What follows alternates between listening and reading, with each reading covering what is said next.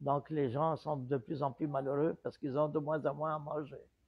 Surtout, ils ont de moins en moins de médicaments à acheter parce qu'ils ne peuvent pas acheter. Il y a beaucoup qui meurent parce qu'ils n'ont pas la ventoline qui vaut 3800 francs. Imaginez travailler 12 heures par jour, 6 jours par semaine, et ne pas pouvoir offrir un repas complet à votre famille. Imaginez vivre dans un pays où gagner même le SMIC, pourtant insuffisant, est un luxe pour la majorité. C'est la réalité déchirante de millions de Togolais aujourd'hui. Des mères qui pleurent pour nourrir leurs enfants, des jeunes diplômés condamnés au chômage, des familles entières qui perdent espoir. Pourquoi ce silence face à une telle injustice? Aujourd'hui, je vous parle de cette souffrance, mais aussi des solutions pour y mettre fin. Restez jusqu'à la fin, car chaque mot compte pour changer les choses. Camarades peuple d'Afrique, mes chers frères et sœurs, l'heure est grave. Frère, il faut sauver le Togo. Il faut sauver le Togo. Les Togolais souffrent trop.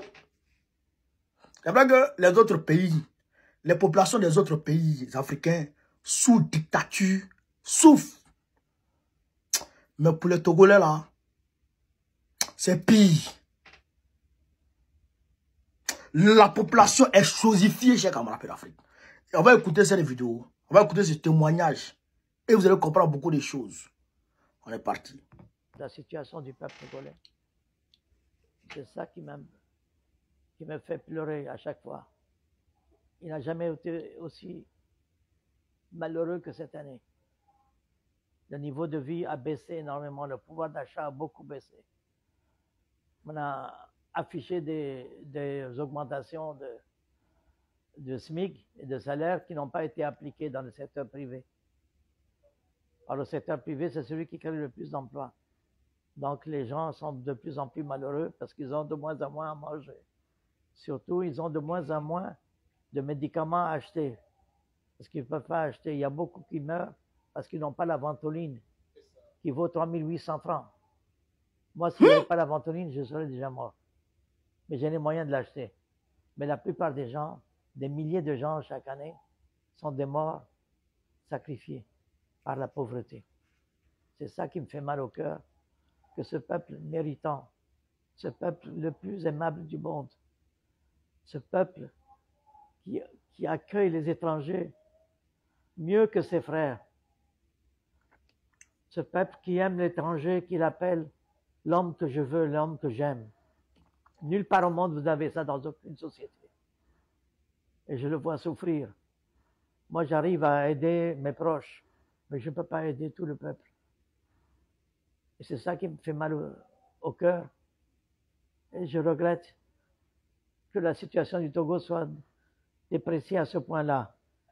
Ben, je souhaite qu'il y ait plus d'humanisme dans la volonté des dirigeants, que la minorité pieuse disparaisse, bien s'amenuise pour laisser du pain ou du manioc ou du foufou et des petits douévis et des petits poissons pour le peuple.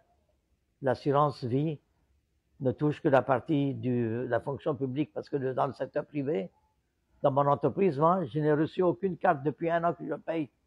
Je paye pour les ouvriers et je paye pour ma part des deux côtés et je n'ai pas la carte de remboursement. Ce qui fait que moi, je paye à la place de la caisse de sécurité sociale, c'est moi qui finance le remboursement des maladies de mes employés. C'est inadmissible de laisser traîner les entreprises qui payent les cotisations de leurs employés sans que leurs employés bénéficient de la carte de remboursement des maladies, des frais de maladie. Donc ça, c'est la première chose que je demande.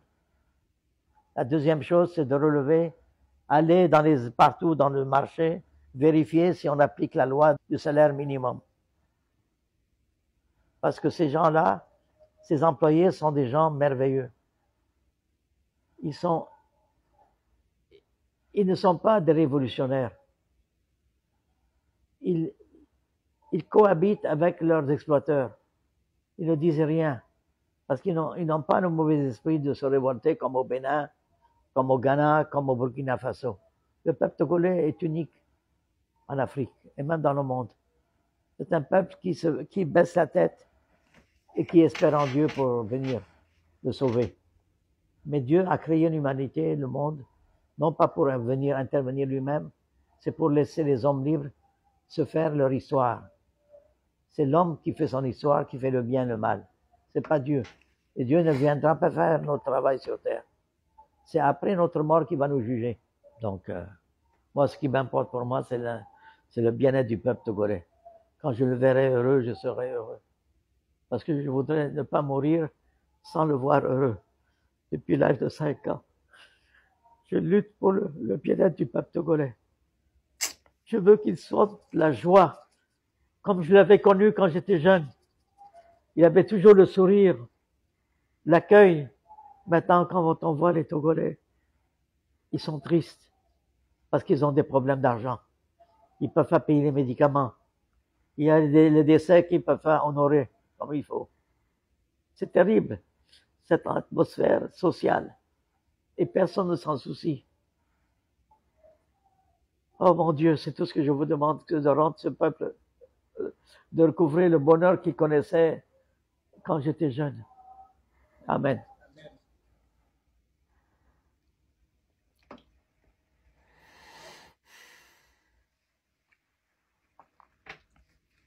Alors, moi-même, ça me fait bizarre. Moi, ça me fait bizarre, le vieux. Moi, ça me fait bizarre qu'il y ait un peu d'Afrique. Attendez d'abord, on voit clair dans cette affaire. Attendez d'abord.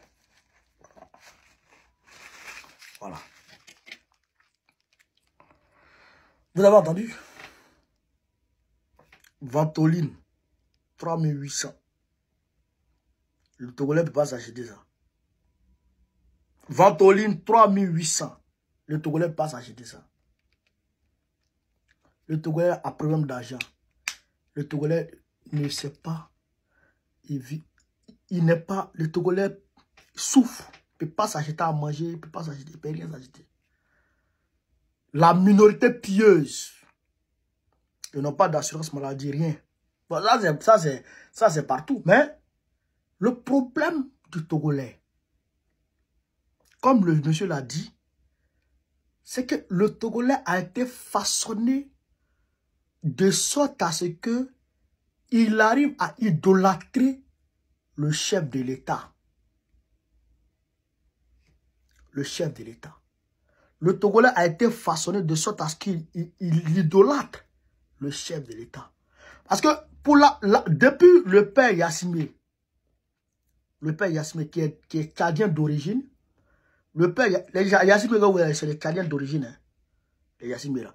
Donc, il a tué le système scolaire et il a fait la promotion du madrasa, de l'école coranique. Vous comprenez? Donc, si tu ne vas pas à l'école, comment tu vas comprendre, tu vas connaître tes droits et tes devoirs en tant que citoyen? Donc, c'est aujourd'hui, les Togolais sont en train de se cultiver petit à petit. C'est aujourd'hui, ils sont en train d'aller à l'école. Le taux de l'analphabétisme au Togo est grand. C'est comme ça, le père Yassimé et Adema les a façonnés. Et lui là est venu les façonner encore. Et lui il maintient ça. Mais ce qui était pire, et ce qui est pire, c'est qu'aujourd'hui, on enseigne dans les écoles togolaises que le chef de l'État, on ne doit pas lui manquer de respect. On ne doit pas manquer de respect au chef de l'État. Le chef de l'État est Dieu. Mais le chef de l'État est un barbier. Un chef d'État qui te respecte pas, il faut le barbier.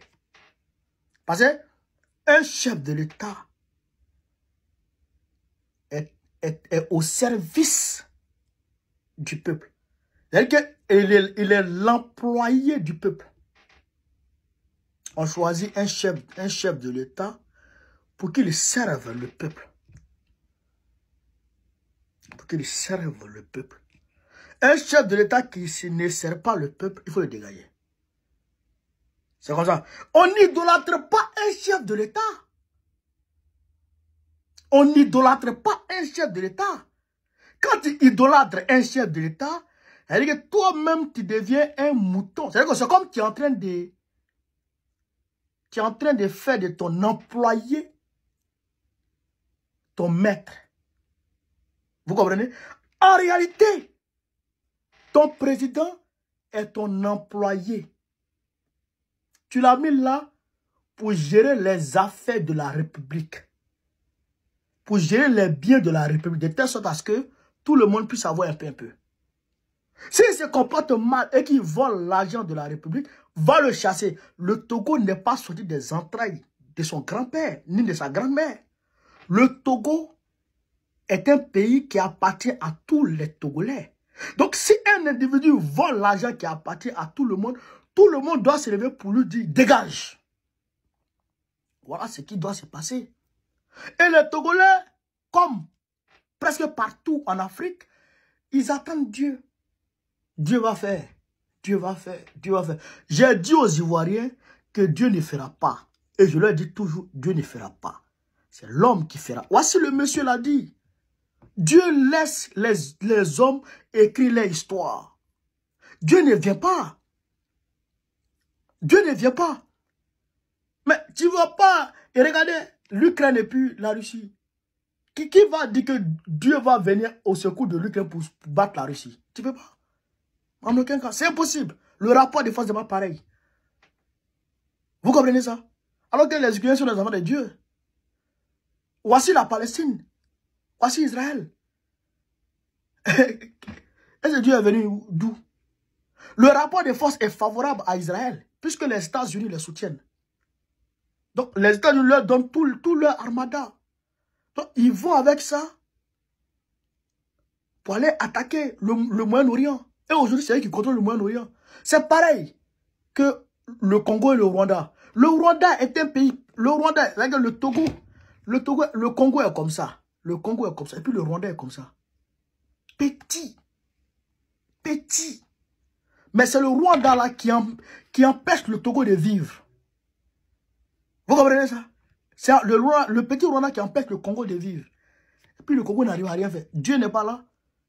Il y a près de 8000 églises à Kinshasa seul. La ville de Kinshasa, 8000 églises. On ne compte pas les églises qui sont à l'intérieur.